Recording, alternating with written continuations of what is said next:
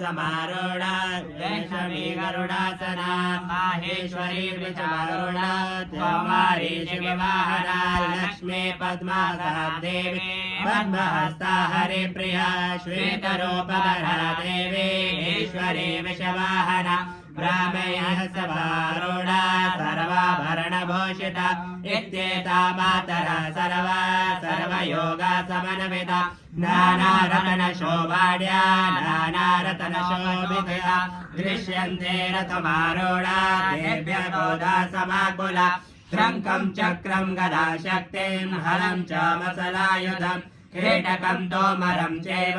पाशं भाषमेव च कुन्तायुधं त्रिशूलं च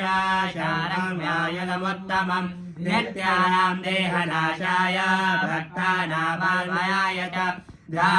ध्यायायुधानेत्रं देवानां च हिताय वै नमस्ते महागौरे महाघोर पराक्रमे महाबले महोत्साहे महाभय विनाशिने त्राहि मां मे विदुर्देशेषु